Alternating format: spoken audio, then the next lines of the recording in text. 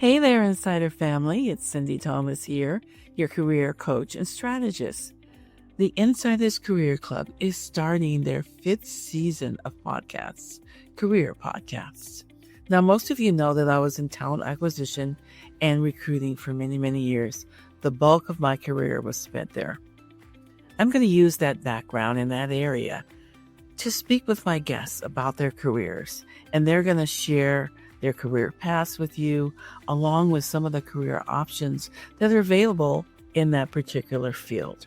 I'm also going to share trending career information with you for those particular things that are going to impact your career. So we have got an impressive slate of guests lined up for this season. So stay tuned. Coming up next is a great guest. This week's guest is Matt Drago. He's an actor living in Los Angeles, and he's best known for his role as Fabian in Somewhere in Montana, which was recently released. He has appeared in a variety of other projects, including Disney's Counting Scars, a viral video, What Would Jesus Do? The Journey Continues, Ridley Scott's Prophets of Science Fiction, and the popular audio drama podcast, No Other Way. He also has his own production company, which is currently in development on its first feature film. He knew he wanted to be an actor since he was a youngster. He's now excited about the recent release of the film Somewhere in Montana, where he plays a West Coast director in conflict with a Montana rancher, opposite Graham McTavish and Michelle Hurd. Let's welcome him into the show. Hi, Matt. How are you? Welcome to the Insiders Career Club podcast.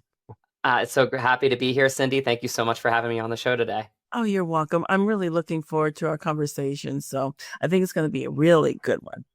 So my first question is, tell us what you're doing now. Right now, I'm sitting here talking to you, but I'm sorry. As far as acting goes, it's another day, right? You never know what's going to happen in the life of an actor. Sometimes you get a last minute audition from an agent or manager. You got to throw it together, right? I got an audition for an awesome Hallmark movie. He's a football player, so I love that. I'm a big football fan. I'm a big Hallmark girl. Yeah, Hallmark movies are great. They're feel-good movies, right? And, the ecosystem of that apparatus is pretty tight-knit. People tend to use the same actors over and over again because, again, it's people that you know, like, and trust, just like in any career path, right? So that's no different than in the acting industry. And yeah, just auditioning and working on my production company, and just proud of my wife. She's actually going to the Independent Spirit Awards tomorrow. She's a fellow at the Fellowship for Film Independent this year. She's one of the 5 writers that was selected. So a lot of stuff going on because we're working on developing our production company and getting our first feature film budgeted. So just a lot of different stuff, Sindy. It's a good, busy time, and I'm happy about it. Yeah, sure. I'm happy for you. When things are swirling like that, you're going to land something great. So fingers crossed, and I want to find out. I want to know when you've landed that Hallmark movie so I can keep my eye out for it. I definitely will let you know for sure. All right. Tell us why you chose acting as a career, because it's not an easy one. And it's also not very straightforward, I think, huh? 100%. I mean, I think that all career paths have their unique challenges. I do think that, there is less of a defined path in an artistic career. And I think that's what many people see it from the outside in as harder, right? Because you don't know always what to do or how to work for it or how to progress, right? And so I think that's where a lot of that like hard nature talk comes around being an artist, right? Because a lot of it is self-created. For me, I grew up in humble beginnings in Virginia, and I knew pretty early on that it was just something that I loved to do. I loved acting and I loved storytelling. I was one of those kids that just needed my own creativity and my own imagination with my friends. And, we'd tell little stories and, just play around together in the foothills of Virginia, the Appalachian Mountains. And it just kind of sparked to me getting into local theaters as soon as I can remember. I think my first show was like just turning 4 years old. And I just wanted to be on stage. And I probably did about, over 20 local theater shows shows growing up and in high school and middle school, and any choir tour that I could be a part of, any opportunity I could to just be doing what I loved, because it really did. It inspired me from a young age. And one of my first professional gigs, I did 3 shows at a dinner theater in Fredericksburg, Virginia. And it was a great practice for me, because it, taught me the humility that goes along with the dream, right? That the dream takes work. And Mhm. it's a very humbling practice, because you're up on stage and then you get off stage and, you're clearing plates and refilling drinks. And so that's something that really was a great first, one of my actual first jobs. And then that night, I remember it was actually after a show. I played Little Patrick and Mame, where someone came up to me, a woman in her 70s, and she, I think I was serving her table that night, and she, just wanted to thank me. She said, thank you, Matt. Like, this role in your performance really taught me that I need to make an effort to be closer to my son. And that's, I think, even as a 14 or 15-year-old, where I realized the tremendous impact that acting can have. And I've learned that over and over again in my career, performing for kids. I did a national tour for Junie B. Jones, the book series, and performing with kids, for kids at 9 a.m. in the morning is, you got to bring the energy. And if you Oh, bring it, they'll yeah. bring it back, Yeah. but it just, there's so many things that I've gleaned from this journey. And that's why I always say the journey is the destination. And this is something that from an early age, I just felt like a spark that was inside of me, and how I felt like I could leave my best impact on the world was to leave a couple good stories behind. How wonderful. And how wonderful that it's working out for you. We all have a little bit of acting or whatever experience, in our lives, but good for you, Matt. Good on you. All right. How did your family feel about your career choice growing up, and how do they feel now? Any differences? Not so much. I mean, I think I was always somebody that had tremendous work ethic. So it wasn't that I was, just going to sit back and relax and just kind of hope and pray that it was going to work out somehow, some way. I think, growing up, my stepfather was very work oriented. He actually lived on the Marriott Ranch property, the original Marriott property, and was the sous chef there. And his passion for food is where I found my passion for acting. And, he got me into working into restaurants early on. And again, it just was something that I felt like was something that I didn't mind doing. I actually really like, and still do, like serving tables, bartending. It was one of those things where if I could fund the dream and work for the dream, and I got a half ride into my college that I went to, Marymount Manhattan College in New York. Okay. And, I worked at the library to pay off the rest of it. And I'd find ways to, like, get my books on discount or whatever it is. So I was always one of those people that was very proactive about what I have had, even if it was, minimal, and making that work, whether it was me taking another job to support the dream. So, that being said, I feel like my family, they understood that I was going to be self-supportive of my career and dream. And so, regardless of how they might have felt or feel even now, it didn't really affect me either way, because of the fact that I knew that I wanted this and that I was going to fight for it however I could. You bring up a very important point, because a lot of people have a dream. It could be acting, it could be anything, really. It could be teaching, but you may not always start off in that career. And the example of your life shows that, you were willing to do whatever was necessary and be humble about it. And I don't find that that's necessarily true today. I think even some of the young people that I've worked with, a lot of them have been excellent. So I don't want to, paint them all with the same wide brush. But there were those that kind of didn't understand what work was about. They didn't have that training to understand that there's a work ethic. You come in, you do what you're supposed to do. You're not looking at TikTok. You're not shopping online, and I think that's the biggest thing that young people need to learn growing up. Especially, that's something that needs to happen somewhere, either in their home life or in their college programs, to really prepare them for the work world. Because I see a lot of articles talking about they're not ready. They're just not ready. Gen Z, Gen X, Gen Y, they're not ready. So I just want to point that out. So as people are listening, especially if it's a young person listening, to realize that you don't start off at the top. You've got to build to it. And if you actually have the chance to get in and do something that is career related, you are very fortunate because it doesn't always happen that way. Anyway, thanks. Percent. And I'll just piggyback on that. That was beautiful. I think you have to find passion in what you do, right? And even if it's something that, maybe isn't your first choice, but you're doing it, to support your family or your loved ones, you have to find the things that you do love about it. And if you really don't love it, find Mhm. something else that you do Yes. love, because life Mhm. is short. And I feel Mhm. like if you have that passion for something that you're doing in your life, you won't fall back on what you just talked about. So I think that was something that I wanted. Yeah. Yeah, I remember having my fallback was office skills, typing, doing whatever, and I did that when I started out. I didn't have a job teaching right away. So, yeah, that's what I went to school to be anyway. And ended up in HR, yeah, but it's all kind of related. Sometimes the path chooses us, right? You don't always Absolutely. choose it. Yeah.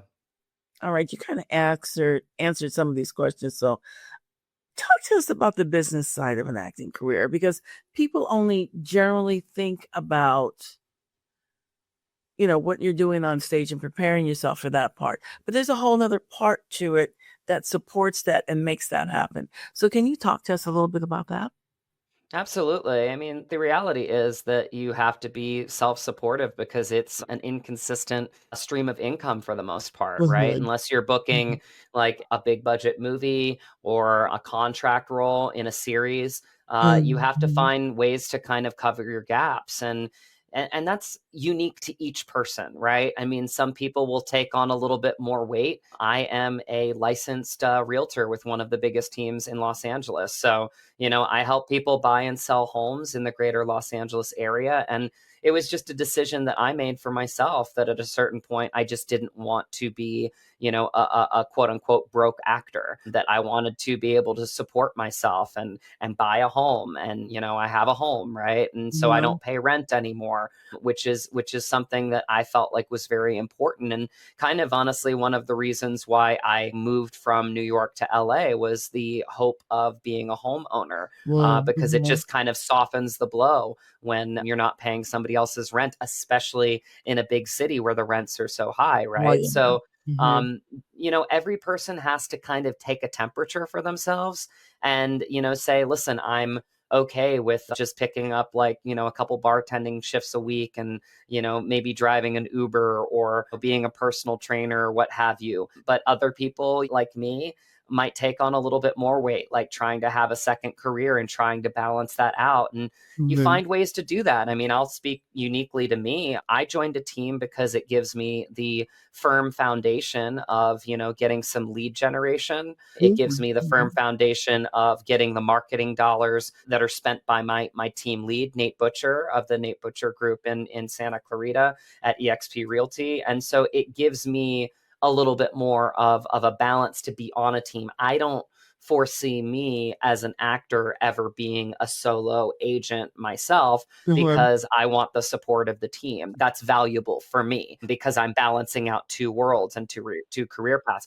So I think I always try to tell that to people that are trying to bridge the gaps, is like what your pain threshold is. I mean, like if you're only taking a couple shifts a week and you're paying LA rent, yeah, you might be broke. Like you Mhm. might be hurting for money, but if you're willing to take on a little bit more, it doesn't mean that you're a part-time actor. It means that you're really committed to making sure that you can be sustainable, right? And you have to find ways of do that. And sometimes you will find yourself being spread too thin. But I'll give a great example to another team that I was on at Remax when I started a few years ago back in California, and Margie Schaefer, who, like really just became a mom to me. And like really, really, it was just me and her. It was just a two-person dynamic. And I had 3 deals that were in escrow as I was about to shoot this huge movie in my life and something that I'd always looked forward to. And I basically said, I really need your support right now. And she said, don't worry about it. Go shoot your film. I will close these. We'll figure it out. And for me, that was the ultimate gift. So that's kind of where the team support means so much. And when Mhm. she came to see my film, we just did a premiere actually a couple of weeks ago, and I gave her two really big hugs and we got to catch up. And it was really gratifying to me because she got to see the work that I did in the film. And a lot of that was because of her and the space that she gave me to close those deals. That way I could really focus on what I needed to focus on. So we Okay. find it in our own ways, but we have to be our own career coaches sometimes. We need people around us that guide us, but we also have to make our own decisions. That way we can serve our lives best. Yeah. All right, great. How do you get an agent? Especially when well, you kind of came along with a lot in your background, but a lot of people don't do it quite that way. So, how do you get an agent? It's the classic cart before the horse, before the cart, before the horse, right? I think and honestly, this is what, to our earlier point, this is why acting to a lot of people, or really even being creative in the creative field, Mhm. is hard Mhm. because there's no clear path. So I can't really Right. just say like, this is how you get an agent. I can say the way that I got an agent. You can I, share with us. uniquely, the reality is that you have to start self submitting. I think that's the big first step. You get on the platforms like Actors Access or LA, New York Casting, Casting Frontier is another one. And you just start putting yourself out there. When you're starting out, you're probably a non union actor. So you're just trying to book some stuff to get some stuff together for your reel. And then you need to make money so you can afford headshots and get somebody to edit that reel together. Or if you can do it yourself, that's great. But, acting costs money. Like, you have to be able to afford certain things. Like now I'm at the point where I'm hiring a PR rep, right? And I've got a Mm. wonderful one that is incredible, but it's like you have to, at certain points, bet on yourself, right? And so, right? So you do that in every career. So for me, it was just getting a manager first, which managers, I always say to actors that might be listening today, are a little bit more proactive, meaning that they're kind of guiding your long term scope of your career. And agents are a little bit more reactive, where they're literally looking at the breakdown. Sindy, you're right for this. I'm going to submit you and I'm going to pitch you because I know the casting director. So it's a Well, little bit more of a reaction base where, a manager might be like, hey, I really see that your positioning right now as an actor is kind of in this vein. Let's really try to push you, now that you've done this, maybe we can try to, push you a little bit more for that. So they're guiding you a little bit more. I think that when you're starting out, managers usually are a little bit more adaptable to taking on quote unquote unknown talent. And, again, I say unknown in the way that like I could be acting my whole life, but maybe I haven't gotten the role that has showcased my skill set, right? So that's the way that I look at it is, maybe you're unknown, but it doesn't mean that you haven't been an actor your whole life, right? right. Hmm. So I tell people, build your team accordingly. It happens in different ways. For me, I found a great agent. I signed with Richard John Martin at Ignite Talent Management. He helped me get meetings for agents. He helped me get in with HRI Talent. I'm with Tanya Kleckner over there. And once you have your team of people that you feel like you align with and they're working hard for you, you stay in your lane. And that's the best part of a certain part where you get your reps, is that they deal with the business part and they want you to deal with the creative part. Like you want to stay in your lane, they stay in their lane, right? Because they want you to get the auditions, have the clear mind to be able to bring yourself to each character, deliver a good product and audition tape. Hmm. So that Hmm. way, we're all making a good impression together, right? When we're submitting ourselves. And again, that's kind of how it worked out for me. But I think that it's really just finding ways to act is really the most important thing at the end of the day. Being a collaborator on set is the most important thing. Um, you know, Developing relationships, and I hate the word networking. Hate it. I always say I'm terrible at networking, but I'm really good at relationships. So like, if there's somebody that I align with, like I'm gonna have a relationship with them, and I'm gonna, like pick their brain if they know more than me. And I mean, that couldn't have been more evident in Somewhere in Montana with being on set with, I call her my big sister, like Michelle Hurd. I mean, she's just such a special person. She's been doing it for so long. She is just an incredible pro, but an even more incredible person. And so you glean from the relationships from people that know a little bit more from you, and then you find your path within that. Okay. Well, since we've talked a little bit about the movie, we made some references. Why don't you tell us about your movie? It just came out. It's a great one. So, Somewhere in Montana is a story of the times. Essentially, Brandon Smith, who's the writer and the director of the project, wrote a story where, two people from uniquely two different worlds, West Coast director meets a Montana rancher, and he puts them in an impossible situation where they need each other. I need this last location as a filmmaker because it's that perfect location. And again, this is a legacy piece for my character. So for me, it just needs to be just perfect. And his ranch really is perfect. And Michelle, or who plays Kat in the movie, my producer, which is like kind of a real life brother sister relationship in real filmmaking, because again, a lot of times the producer is the one that says like, we need to do this or we're going to lose this. Like there's timing, there's a lot of juggling that needs to do. So that relationship is so tight knit. So a lot of our relationship off screen really did translate on screen, Nice. which was really a beautiful thing. Same with Graham. I mean, Graham and I really have two unique, different energies. He is such a subtle, nuanced actor. And I felt Fabian big, and I didn't apologize for it. I took a risk in this film being big because I felt like he was passionate, not to be confused with the diva, somebody that would go down with his own ship, somebody that really, really would fight for his people, meaning his cast and crew. And again, like somebody that really cares more about other people than he does himself, because it's everybody's collective film, which is kind of how I feel now as a producer in my production company. And so this film really does, it dives deep into legacy with John, played by Graham, with his ranch, and Fabian with his films. And it really dives deep into respect and mutual respect. And I've always said this, I think it's the highest form of love that you can give another person is when you truly respect them. And what a beautiful story of the times that we all need right now. And this is, again, where I go back to the child in me that has always dreamed about telling stories that are bigger than myself. And Somewhere in Montana is definitely one of them. All right, great. Now you talked about you played your role big. So how do you go about preparing for a role? Because there's so many, it's like if you watch, there's 15 productions of Jane Austen's, a particular movie. I can't even think of one right now. But, when you look at it, you go, oh, you've got your interpretation, you've got the director's interpretation, and it would create something entirely different when you see it done in different ways. So how do you prepare for your roles?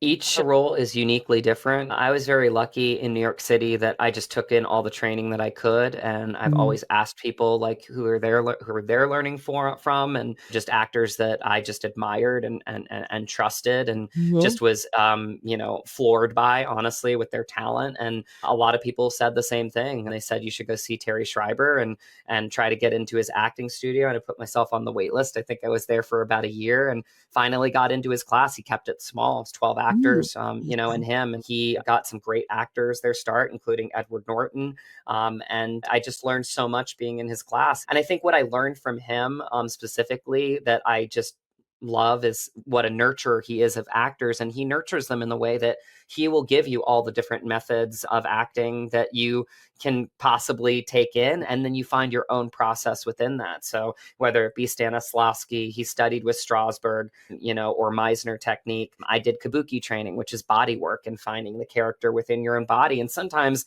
morphing your body to that character. I lost 25 pounds for Fabian Verdugo because I just felt like he forgot to eat meals. He was very hyper focused.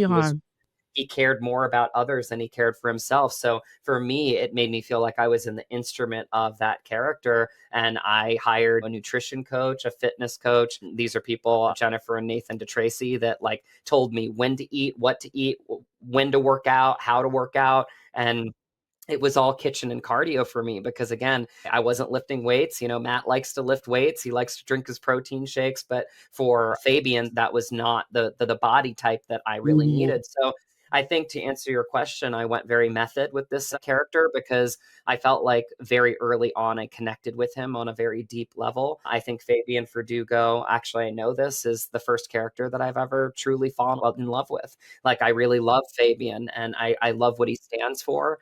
And I love that he's passionate and unapologetic about being passionate because life is short. And I think that there is something sometimes where people see people that are passionate as somehow self-centered or selfish, and quite the contrary with Fabian. He's fighting for something that's bigger than all of him. He's fighting for the sum of his parts, right? He really does respect his people around him. So for me, yeah, it was method and really diving deep into the character however I could. Okay. Talk to us a little bit behind the scenes on Somewhere in Montana. What's that like? I mean, every cast and crew is a little bit different. The cast and crew for this one, I had a feeling even as I was driving to set, because I did drive to set from LA, made a Mm. little kumbaya trip out of it, spent a couple days in Vegas, very Fabian, took in a show, went to go see Mad Apple, then went to Zion. And that's when I really started reflecting. I can't remember, Sindy, the last time I've hiked, and just looked at a waterfall for a half an hour. And so it really gave me a lot of reflection. But I just driving up to set, I just had this overwhelming feeling over and over and over again that this cast and crew was going to become a family. And that's exactly what happened. We were so tight, we really couldn't get enough of each other. We Yeah, would that's go on wonderful. hikes. Yeah, we would go on hikes together. We would get our breakfast together. I'd have my little breakfasts with Graham at Betty's Diner in Polson, Montana. We'd go get dinners at the Shoe and really just talk shop and really just connect with each other. And that's what made this so special to me. I mean, I always say this, but like I feel like I've already won with this film because of the relationships I've gleaned from it and because of the experiences I've had from it. And Hmm. it just really does. When you see the movie, you see that like brother sister relationship that I was talking about with Michelle. You see this camaraderie with Graham. He's the first person that ever called me mate, which is a sign of Scottish camaraderie. And he said it right as he was leaving the last time that we were on set together. He got in the car and he looked back at me and he said, "I'll see you, mate." And it really meant a lot to me because Oh, it was that sign of the fact that we had both done something together that was special. We have a 10-page scene that's just the two of us, and we had long talks about not making it too precious, not making it too actory, really making it grounded, making it a conversation amongst two men, two different men, that we're trying to find a solution together, that we're trying to see each other. And I think that's really what brought just this love of this project. And again, I give all the credit in the world to the top down. I mean, Brandon Smith, writer, director, Eden Matson, the producer, and Joe Borden, they created this just incredible ecosystem where we would have time to explore Montana and be there and feel its energy. That way we could just give it right back into the film. And I remember that last day that I wrapped, I really did. I just looked around. I was thanking different people from the cast and crew. And I said, you guys made my job easy because all of that great energy that you gave me, all I had to do was repurpose it and put it right back into our film. And I really do believe that you see that when you see the finished product of this. wonderful. I haven't seen it yet. I need to see it. I want to talk about relationships because you started off by saying networking and then you said relationships. I guess a couple of things. So with regard to relationships, just in business, you hear, oh, you got a network, you got a network, you got a network. But the reason you network is to build relationships. Sometimes people just don't realize that that is the purpose of networking. You can't just go to a networking event or meet somebody at an opening or whatever and just say hi and expect them to be on your side. You really have to spend the time to get to know them, not just there, but to keep following up. And I think that's something that gets lost a little in translation because for LinkedIn, which a lot of professional people use, they reach out and they act like they know you already, and they haven't. And that's a big mistake. It's not developing your network in the right way. And so I just wanted to bring that up. And then also with working, talking about your environment and developing the relationships that you had with your co-actors, leads, directors. Relationships are so important. And I would tell either candidates that I interviewed, I also used to teach young people how to find work. So, and how I actually used to prepare them. I used to work in the not-for-profit where I would help them understand what work was and what their part was and what their manager's part was and, all of that. And so when I was speaking to them, it's like work is what's the right way to say this? Your experience of an employer. You can find the best employer. You can find they're going to do so much for you with regard to benefits.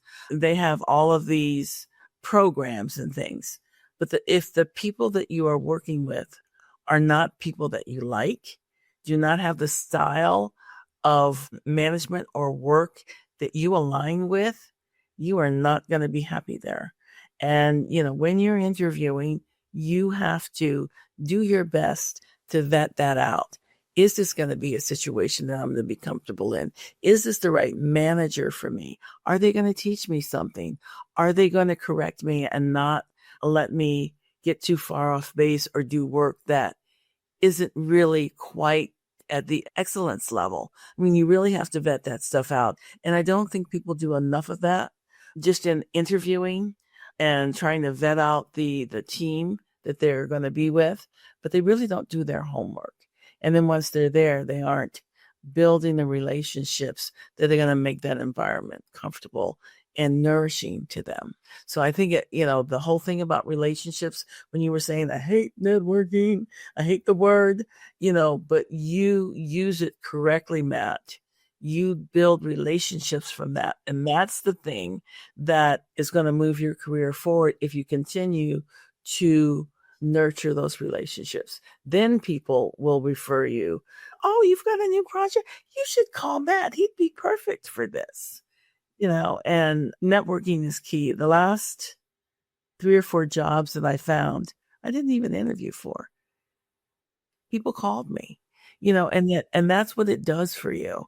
And so I just wanted to speak a little bit about that because it is very important that you do it the right way and you put the right people in your network. You think about it, and it's not what they can do for you. It's what you can do for each other.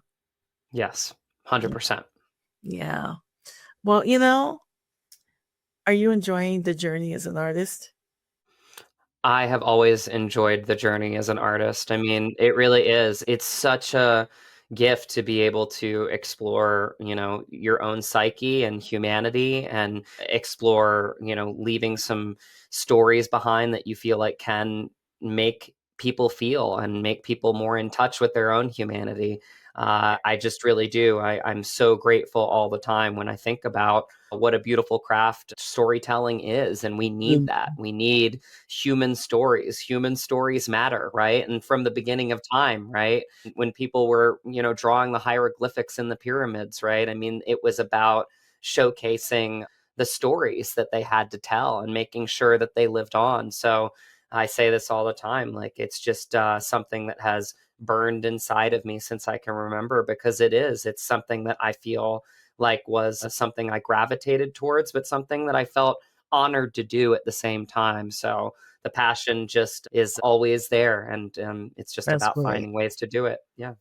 Then I have no doubt you're going to be a big, big star, and we're all going to know your name. It's the passion. Yeah. It's the passion that attracts others. That's what draws you in. So yeah, you got to be passionate about what you want to do in life. And it's easier when you're around people that you align with. You talked about that, it's easier when like people start to see you for who they are and who you are. And I think that in many ways I've realized in, just in this film, as much as acting is my first love and it always will be, and I love acting so much, I really truly love collaborating too. Yeah. I love being on set and exploring the different masters of craft that are on a film set, whether it be Jason, who's gaffing that lighting shot so well in the barn, or Travis that's getting that sound when the monsoon's coming over the mountain and the winds are picking up, and the set designers and Kristen in making sure that everything is just so perfect in each frame. There just are so many masters of craft that I think just make it such a wonderful world to be a part of. Wow. Sounds great. Well, Matt, I have enjoyed our time together immensely.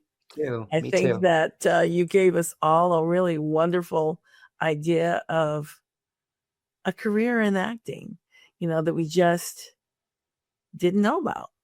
Not really. I mean, I never really thought I'd ever be an actor, but my minor in school was drama. It worked with teaching, right? You kind of have to act a little bit. Exactly. There's acting in a lot of different things that we do. Mhm. And that's one thing that I is the truth about acting. It really is telling the truth, but telling your unique truth through your Mhm. own instrument. Sometimes it's like when people say that you're acting and they mean it in a negative context, like we need to figure out a different word for that, because acting is truth. And Yeah, I love that you had a minor in acting, because it really does. It is a great minor to have. It's a great thing to keep in your back pocket, because a lot of times it's really just your skill set in knowing how to connect with people. And absolutely. It goes along with my theory that nothing is ever lost, right? beautiful. Yeah. Hmm. Well, Matt, again, my pleasure to speak with you and meet with you. We talked on the phone before, but actually to see you, it's great. Thank you so much for sharing about your career and your passion. Sindy, thank you so much for having me on your show today. This has been a really wonderful conversation. Oh, thank you. My pleasure. Take care and best of luck in your career. Thanks, Sindy. All right. Take care. Bye-bye. That's a wrap. And thank you for supporting me by tuning in. Now, do you need a resume that gets noticed? Want to know how to answer those really tough interview questions and shine? Maybe it's time for you to do a career pivot. Don't worry, I can help you. Schedule a free call with me at www.insidethiscareerclub.com. I'm looking forward to talking to you about it. Now, let's speak a blessing over you. Your future is unlimited and it's bright. But remember, nothing happens without your active participation. Stay positive and believe that success is looking for you. Open up and receive it. Stay in it to win it. Until next time, take care.